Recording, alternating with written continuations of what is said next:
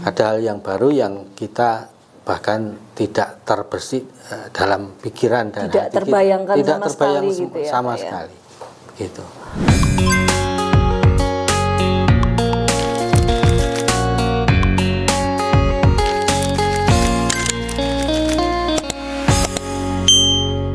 Bismillahirrahmanirrahim. Assalamualaikum warahmatullahi wabarakatuh. Waalaikumsalam warahmatullahi wabarakatuh. Halo sahabat Ruang Tumbuh KUA Gondokusuman dimanapun berada. Jumpa lagi di podcast kali ini. Kita akan bersama dengan narasumber kita yang tentu tidak asing lagi. Kita sudah pernah podcast sebelumnya ya. Bersama saya Siti Jamila. Saya akan memandu podcast ini dan saya ditemani oleh narasumber kita. Teman sharing kita kali ini adalah Bapak Kusmanto SAG. Beliau adalah penyuluh agama Islam KUA Gondokusuman. Assalamualaikum Pak Kus. Waalaikumsalam warahmatullahi wabarakatuh. Sehat Pak? Alhamdulillah sehat. Khair. Khair. Khair. Sehat ya, khair ya. Baik, sahabat sekalian, kali ini kita akan membahas tentang perjalanan haji ya. Nah, spesifik mungkin izin memberikan tema oleh-oleh haji gitu ya Pak ya. Ya. Kalau selama ini mungkin kita memanai oleh-oleh haji ya sesuatu yang terlihat gitu ya Pak. Misalnya ada air zam-zam gitu ya, ada apa namanya, ada dan semua gitu ya, apa yang menyertai gitu. Nah kebetulan alhamdulillah Bapak Kusmanto ini sahabat Ruang Tumbuh ini baru saja menunaikan ibadah haji bersama keluarga ya, istri dan anak gitu. Nah kita ingin, kalau selama ini tadi yang kita sebut dengan oleh-oleh itu sesuatu yang dengan cepat bisa habis gitu ya Pak, atau sudah dipakai. Nah kita ingin mengulik lebih jauh di luar itu gitu, bahwa oleh-oleh haji itu ada yang awet gitu ya Pak, awet dan itu mungkin sifatnya sangat personal gitu ya, terkait dengan perjalanan haji. Nah kita ingin diberikan sesuatu nih Pak yang berupa oleh-oleh itu tadi gitu, yang tidak terlihat ya Pak. Yeah. Nah kira-kira seperti apa perjalanan yang sudah dilalui? Mungkin yang spesifik pertama itu apa yang harus disiapkan nih untuk orang yang sedang menyiapkan diri, barangkali dalam waktu dekat atau mungkin beberapa tahun lagi, tapi setidaknya dia sudah mulai menyiapkan diri gitu. Kira-kira apa ya Pak yang harus disiapkan? Mungkin dari pengalaman Pak Kusmanto sendiri atau bisa diambilkan dari ya? Ya, terima kasih. Jadi yang harus disiapkan oleh calon jamaah haji itu yang pertama adalah kesiapan tentu ilmu. Kalau yang masalah materi atau untuk istitoah dan sebagainya itu sekarang kan ya mesti harus dilakukan dan harus dipersiapkan. Mutlak ya Pak? Mutlak ya? itu. Hanya yang ilmu ini yang terpenting. Nah, ilmu yang paling selain ilmu tentang manasik, juga ilmu yang berkaitan dengan sikap dan sifat kita untuk menghadapi persoalan yang ditemui. Karena dalam perjalanan yang dilakukan itu kadang kita tidak menyangka bahwa walaupun di dalam bimbingan manasik itu sudah berkali-kali disampaikan, terutama masalah kesabaran. Kesabaran. Ya kadang kita menjumpai sesuatu hal yang tidak kita pikirkan. Tidak terpikir sebelumnya bahwa apa yang kita lalui itu memang harus disikapi dengan penuh kesabaran. Ya. Sebagai contoh misalnya kita dipersiapkan untuk berangkat ya, dari hotel pagi hari ya, harus disiapkan sejak sehari sebelumnya sudah diinformasikan pagi hari harus siap pukul 6. Nah, semua jamaah siap pukul 6. Ternyata berangkatnya itu adalah pukul 6 sore. Masya Allah. Jadi benar-benar di luar apa perhitungan kita. Ya, Pak, ya. Di luar perhitungan. Walaupun ya semuanya menginginkan satu kelancaran, tapi alhamdulillah itu ya prosesnya harus dilalui seperti itu. Jadi yang selama ini kita dari para pembimbing itu menyampaikan misalnya prosesnya untuk misalnya dalam hal menyiapkan diri dengan penuh kesabaran, itu memang benar-benar harus disiapkan betul. Kalau tidak ya apa yang kita lalui di setiap di sana di setiap katakanlah hari atau setiap etape yang harus kita lalui, apalagi di Armusna, Arafah, Musdalifah, Mina ini tanpa kesabaran ya kita yang terjadi tentu akan sangat jauh dari harapan kita bahwa ibadah haji atau semua ibadah itu harus dilalui dengan ikhlas lillahi ta'ala. Disinilah yang menguji kita ikhlas dan lillahi ta'ala dari proses yang bernama kesabaran itu, begitu. Itu yang paling menurut saya yang paling harus kita persiapkan betul. Karena apa yang dilakukan, yang sudah diberitahukan, diinformasikan oleh para pembimbing pada saat bimbingan manasik itu, ketika katakanlah pengalaman dari tahun yang lalu dengan yang terjadi sekarang itu tidak mesti sama dan bahkan mesti ada hal yang baru. Ada hal yang baru yang kita bahkan tidak terbersih dalam pikiran dan tidak terbayangkan tidak sama sekali gitu ya, sama sekali gitu. Nah, ini sahabat sekalian ya. Jadi kalau saya menangkap poin yang disampaikan Pak Kus tadi adalah kesabaran. Nah, ini yang sudah masuk perjalanan spiritual ini ya Pak ya, menginternalisasi diri bahwa ini adalah proses ibadah yang kemudian ujian kesabaran dan keikhlasannya tadi yang disampaikan. Nah, ini mungkin yang paling sulit ya Pak ya. Nah, karena kalau kita baca sejarah dan riwayat bahwa perjalanan ibadah haji itu bagian dari proses apa yang pernah dilalui oleh Nabi Ibrahim beserta istri dan anaknya. Nabi Ismail itulah yang sebenarnya kalau kita cerna lebih dalam, inilah perjalanan kehidupan manusia dalam berkeluarga pun ya seharusnya lah Nabi Ibrahim itu sebagai contoh suri teladan yang betul-betul harus kita pelajari, kita teladani, kemudian ya sebagai bagian dari perjalanan sejarah, misalnya Kanjeng Nabi Ibrahim itu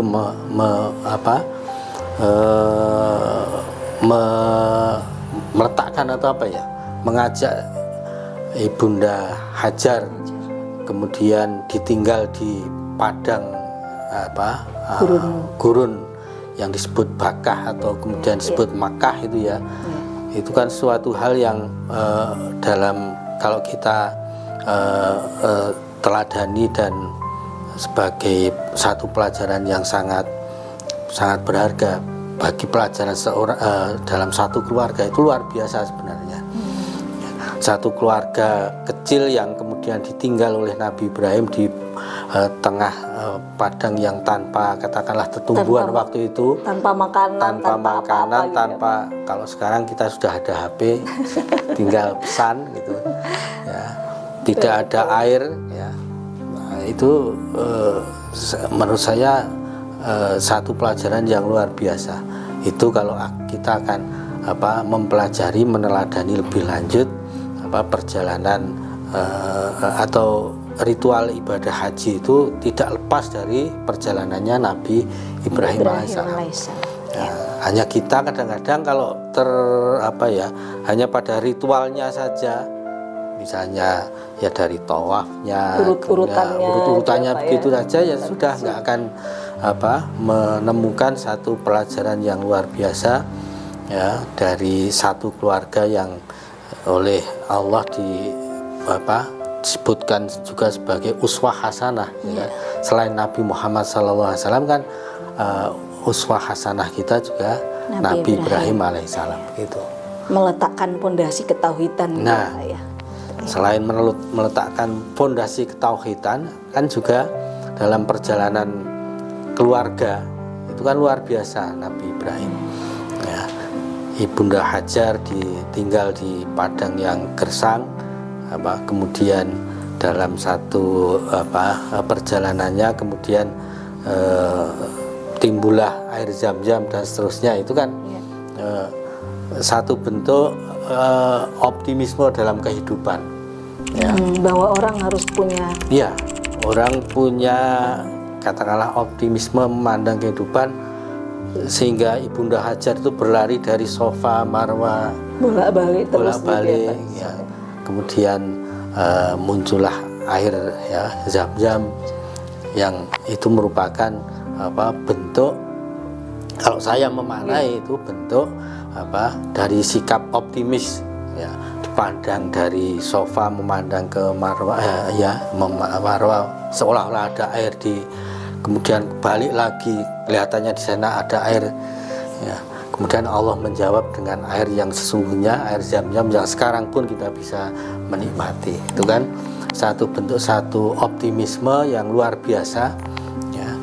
Kalau itu dilihat sebagai semacam fata morgana, tapi Allah kemudian memberikan jawaban, yaitu berupa air Zam-Zam, air kehidupan yang luar biasa. Sekarang kita semuanya bisa menikmati, dan ya itu tadi bentuk optimisme. Ya. Nah, tadi disampaikan ya, sahabat Ruang Tumbuh. Jadi pertama dimulai dari bagaimana menguatkan kesabaran kita gitu ya.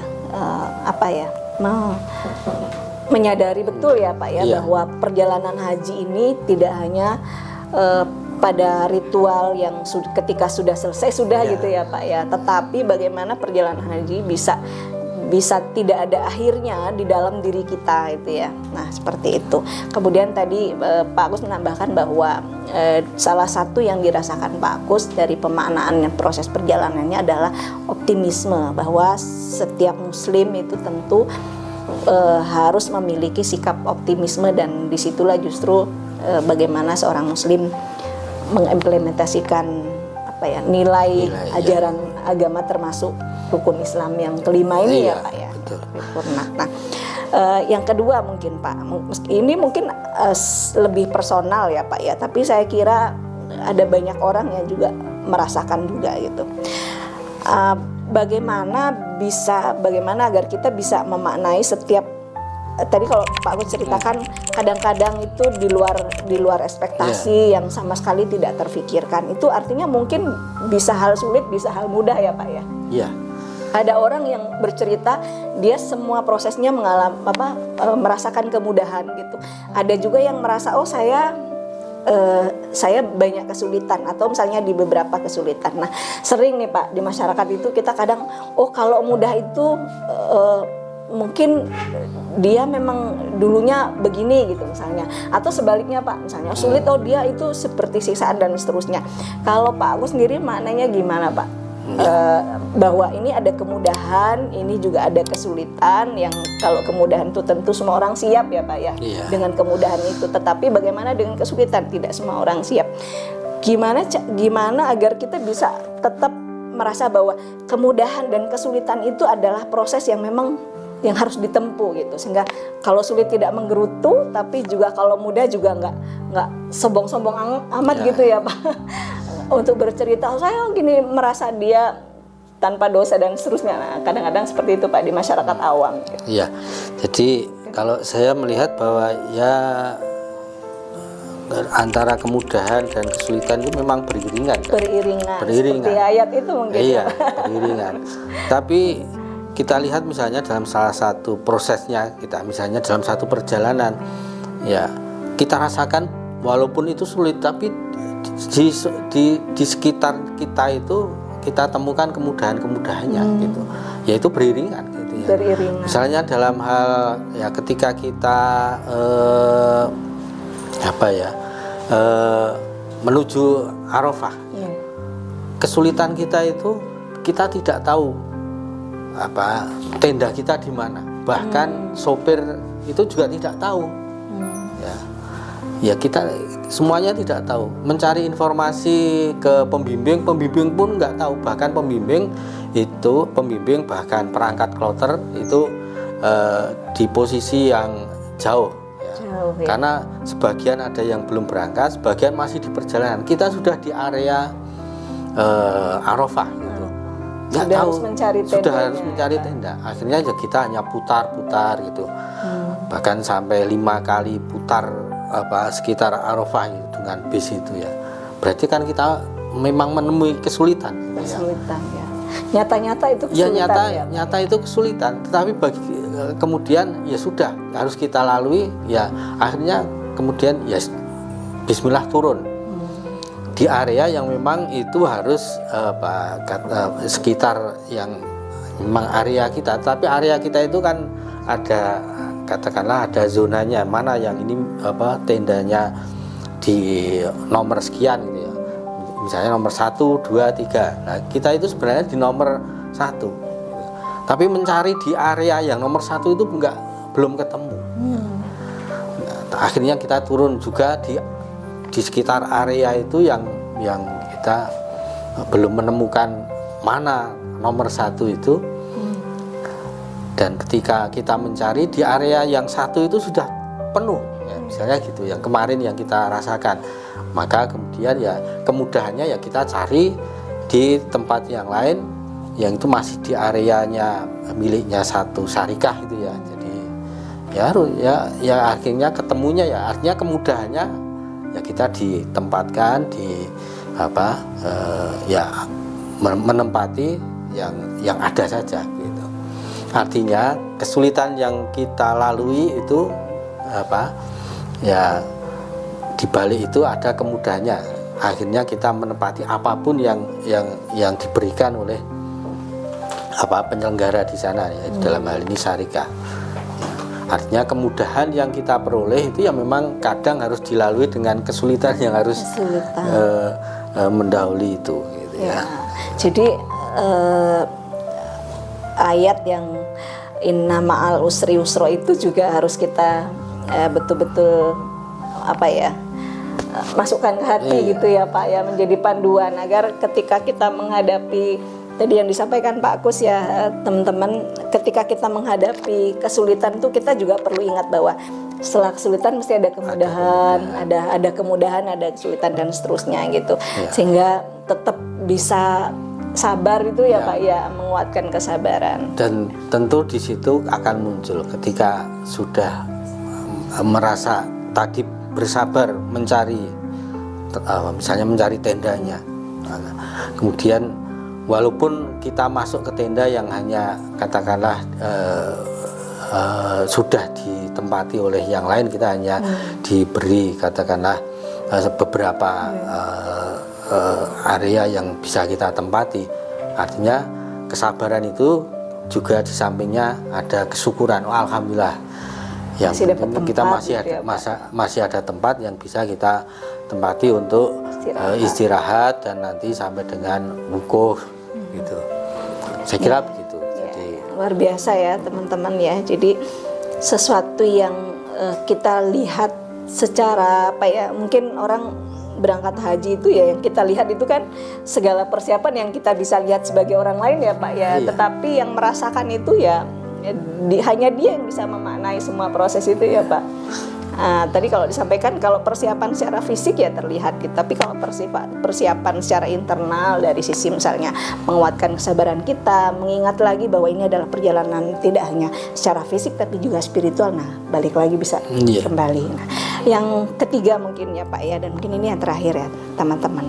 Apa pesan yang ingin disampaikan kepada calon jamaah haji yang sedang bersiap berangkat, baik itu di masa dalam waktu dekat, mungkin tahun depan atau entah kapan, entah 2 tahun, 3 tahun dan seterusnya gitu. Kira-kira apa yang harus dilakukan Pak agar mungkin ada yang ngerasa aduh aku nih saya ini tidak cukup sabar misalnya menghadapi situasi. Saya harus ngapain ya gitu agar saya bisa melatih diri gitu. Ya, yang pertama yang perlu disiapkan secara fisik itu yang jelas. Secara fisik dulu fisik, ya Pak. Secara fisik itu kadang-kadang kita walaupun misalnya dari kita sudah berlatih pagi hari jalan kaki gitu, kemudian ya pola makan yang sehat yang bergizi, ya pola tidur juga gitu ya. Tapi tadi misalnya ya ilmu, ya. Tapi yang harus kita siapkan menurut saya yang betul-betul itu ya kesabaran itu. Artinya kita harus melihat dalam keseharian kita itu tadi sesuatu hal yang kadang di luar pikiran kita. Nah, bahkan nanti ketika Bapak Ibu teman-teman yang sudah masuk pada porsi haji kemudian mengikuti bimbingan manasik, apa yang disampaikan baik itu secara ilmu maupun pengalaman dari para pembimbing itu kadang sama sekali di luar apa yang kita pikirkan, gitu ya. Karena memang proses perjalanan di tanah suci itu kadang berbeda. Artinya berbeda, apa yang dari tahun ke tahun itu terjadi perubahan-perubahan ya. Misalnya tahun yang lalu itu syarikahnya satu, syarikah itu yang perusahaan yang bertanggung jawab menyediakan layanan di sana. Nah, tahun 2025 ini kan ada 8 syarikah. Berubah ya, berubah Pak, ya? Dari 1 ke 8 sehingga apa yang diharapkan oleh pemerintah atau Kementerian Agama inginnya kan dengan 8 itu bisa meningkatkan layanan, akan bersaing semakin bagus. Tapi nyatanya karena bisa jadi ada syarikah atau perusahaan dari layanan itu yang mungkin baru atau itu ya penyediaannya di luar ya, Pak, mungkin belum berpengalaman, mungkin penyediaannya tidak sesuai dengan standar dan juga bahkan harapan kita. Kita bisa memang bisa membandingkan melalui media yang kita punya. Karena kita itu ini sekarang kan sudah terhubung dengan misalnya WA gitu ya. Informasi dari teman kami di sini itu memperoleh layanan yang sangat lengkap. Misalnya setiap jamaah datang di Arafah itu sudah diberi ada payung, ada makanan, perlengkapan yang lain, kemudian ada makanan-makanan bahkan sangat berlebih. Tapi ada jamaah yang lain itu ya makanannya standar itu aja. Atau bahkan kekurangan ya, bahkan ada yang kurang gitu. Nah, ini kita harus menyiapkan betul, tidak hanya berekspektasi yang sesuai ya. Tapi kadang harus memang menyiapkan betul-betul apa yang nanti perlu kita bawa gitu ya. Bahkan dalam keseharian kita menyiapkan tambahan lauk gitu ya. Ya memang itu sangat berguna gitu ya. Karena ekspektasi kita makanan dalam keseharian sehari 3 kali itu adalah sesuatu atau sajiannya itu yang kita 1 hari 2 hari kita masih bisa bertahan atau masih bisa dengan menu itu kita masih bisa lahap makan, masih bisa menerima. Tapi di hari-hari berikutnya kadang-kadang perlu tambahan lauk yang kita bawa itu. Nah, itu juga termasuk persiapan fisik ya, Pak ya? Persiapan fisik yang harus kita siapkan. Itu yang persiapan yang kadang-kadang memang ya kita tidak menduga sama sekali. Ya, misalnya dalam perjalanan dalam bis gitu ya, ternyata kita tidak bisa langsung ke tempat yang kita tuju ya.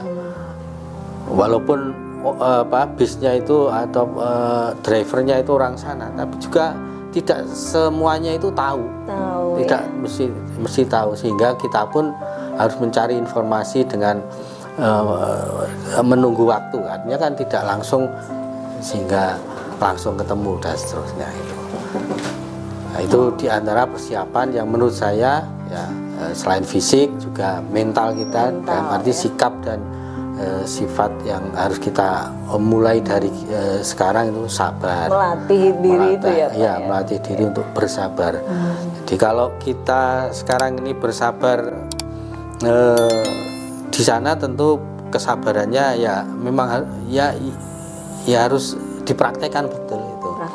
Praktek betul karena tidak bisa kemudian kita menginginkan apa yang menjadi katakanlah keinginan kita itu seperti apa yang kita harapkan ketika di sini ya, seperti apa yang disampaikan oleh para pembimbing,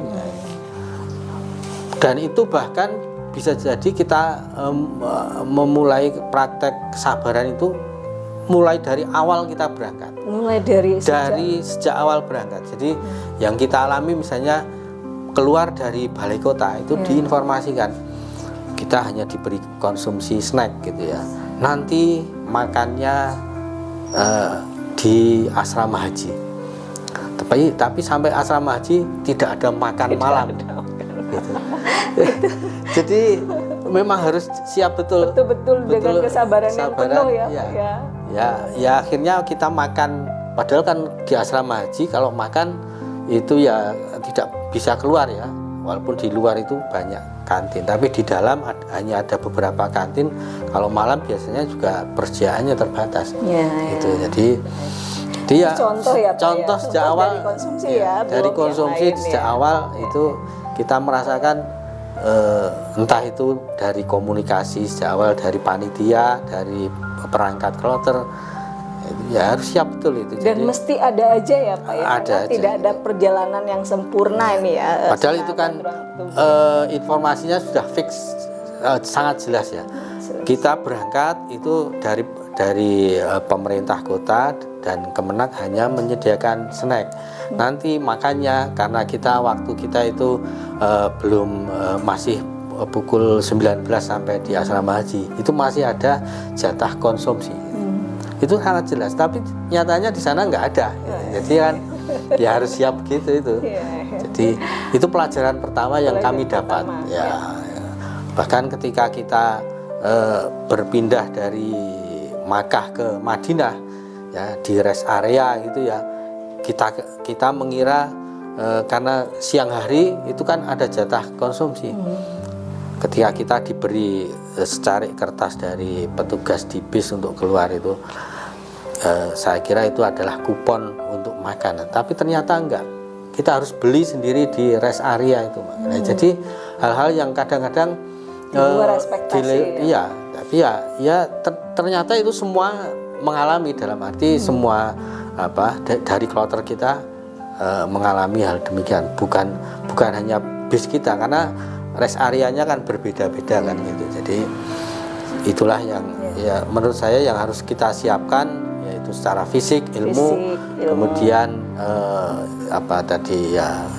secara batin dan secara batin ya Pak ya. Dan emosi kita itu harus kita jaga betul. Ya, saya kira itu.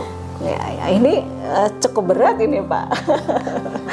Ya gimana? Cukup berat dan hanya kita yang tahu ya Pak ya seberapa kualitas diri kita ketika kita menghadapi itu gitu. Itulah ya. Ketika nanti sudah di sana itu kita akan tahu, karena misalnya kalau dalam keluarga itu kan nanti tidak bisa berkumpul dalam keluarga. Iya betul. Baru mengalami ya Pak ya, istri bareng anak tapi nggak bareng. Nggak bareng, gitu. Kecuali dalam hal tertentu mau beribadah itu nanti bisa kencan, nanti berangkat bareng dan lain sebagainya. Tetapi dalam hal yang lain kita akan tahu nanti misalnya karakter, sifat, watak teman dalam satu kamar itu seperti apa. Ya, saya kira sudah kelihatan kalau nafsi-nafsi gitu ya Pak. Sendiri-sendiri ada yang 1 minggu itu sudah kelihatan. Kira. Baik ya. Ini luar biasa sekali sahabat Ruang Tumbuh ya, ini perjalanan oleh haji dari Bapak Kusmanto yang tadi sudah disaringkan. Ada beberapa poin yang saya catat. Pertama adalah menyiapkan fisik ya, tentu dari aspek kesehatan dan seterusnya ya. Kemudian yang kedua adalah aspek batinia yang itu memupuk kesabaran, melatih diri gitu, termasuk juga mengelola emosi kita ya Pak ya, ketika menghadapi situasi yang tidak diinginkan atau bahkan tidak terbayang sama sekali gitu, ternyata itu kita harus hadapi bagaimana diri kita itu merespon situasi itu gitu, sehingga harapannya di sana nanti tidak hanya kumpulan gerutuan ya Pak ya, wah kok begini gitu, karena saya membayangkan ya Pak Agus dari sekian ribu bahkan berapa ini ya, kalau Indonesia kan 220 240.000 itu baru Indonesia ya, dan Iya. ini seluruh dunia gitu. Kita ada di situ dalam satu tempat gitu, dan mesti ada, selalu ada, meskipun tentu di luar kehendak penyelenggara ya Pak ya, karena kalau penyelenggara pasti ingin memberikan servis terbaik gitu, pelayanan terbaik, tetapi namanya situasi itu kadang-kadang ada banyak hal yang tidak bisa diprediksi, tetap seperti tadi yang disampaikan, mungkin ada problem dan seterusnya. Nah itu penting untuk kita tahu dan kita mulai menyiapkan diri tadi, yang persiapan fisik dan seterusnya. Nah sahabat Ruang Tumbuh sekalian, demikian tadi pembahasan spesifik ya tentang oleh-oleh haji, perjalanan spiritual dari Bapak Kusmanto, beliau yang baru saja menunaikan ibadah haji di tahun 2025. Mudah-mudahan menginspirasi dan bisa menambah pengetahuan kita sehingga kita bisa menyiapkan ibadah haji kita bagi Bapak Ibu, teman-teman semua yang akan melakukan perjalanan haji baik dalam waktu dekat atau di masa yang akan datang. Demikian persembahan podcast dari Ruang Tumbuh KUA Gondokusuman. Saya Siti Jamila dan Bapak Kusmanto pamit undur diri. Sampai jumpa di ruang podcast berikutnya. Dan jangan lupa layanan Ruang Tumbuh ini menyediakan layanan yang bisa diakses baik online maupun offline.